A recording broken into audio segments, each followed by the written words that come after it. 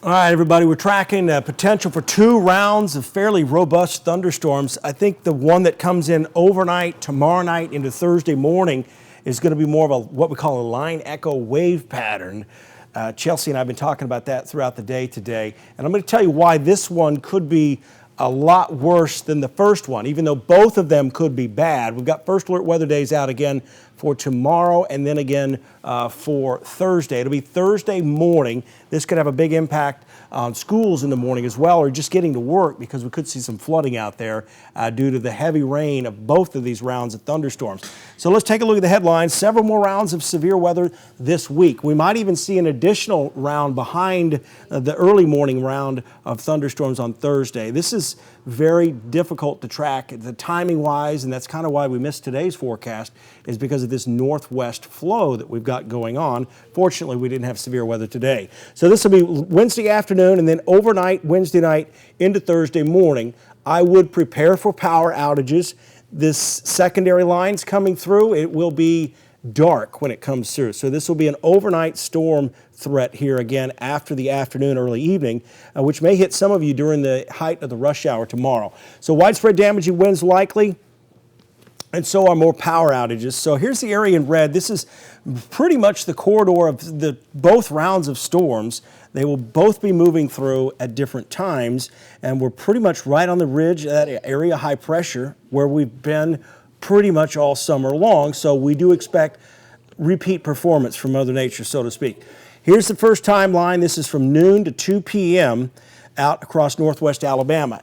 Keep in mind, the color here just depicts the region, not necessarily the intensity. I know red, we usually have more intense weather with that, and orange, and then kind of tapers off to yellow, but don't think of it in that respect.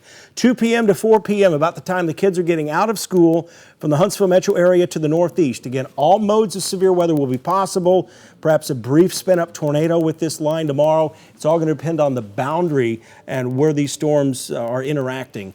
3 p.m. to 5 p.m., northeast Alabama in yellow. Again, hail threat is there. 60 to 70 mile per hour wind threat will be there as well. And then here's a look. This is a different graphic. Almost looks the same, pretty much the same setup here as these come in. 11 p.m. to 2 a.m. in northwest Alabama. 11 a.m., actually 1 a.m. to 3 a.m. in the Huntsville metro area from down to Smith Lake all the way up to Thames Ford Lake. And then 3 a.m. to 5 a.m., early wake up there, Fort Payne, Ider, Scottsboro, Albertville, down to Gadsden and Weiss Lake. So here's kind of a look at the model guidance. We're going to go over a little bit more of this in just a second, but you can see the stronger thunderstorms here as we get on into the morning hours Wednesday. This model here, this looks like the HRRR model. It's moving it just a little farther north of us and perhaps more of a delayed approach here as we go into the afternoon. I think this is a little bit more conservative here, and you'll see why in a second. Here's a look at the second round. I'm highly confident in this model guidance here. This is the graph model. Look at the shape of the model data here. That just really screams out extreme wind. So this one could really pack a punch as it moves in overnight. So this will be after midnight towards 2 a.m., moving into Limestone County, and continue to race to the east as we get on into the 4 or 5 o'clock time frame. So those are the times we're most concerned about. And that secondary area may develop south of us as we get into Thursday afternoon. So right now, it may be the only time we have to worry is, again, tomorrow, late afternoon, early evening, and then overnight into Thursday morning. This is what concerns me about the secondary line coming in. We talked about this in the spring. This is the first time I've seen this low-level jet forecast be this strong, especially this time of year so far this year in the summer. We've got very strong winds coming in, a very strong disturbance, but notice how this model here, the graph model, takes it a little farther west of us. But yesterday, it had this area up here into southern Middle Tennessee. So the concern is that it's going to split the difference and roll right through the area. So that's one thing we're really going to monitor.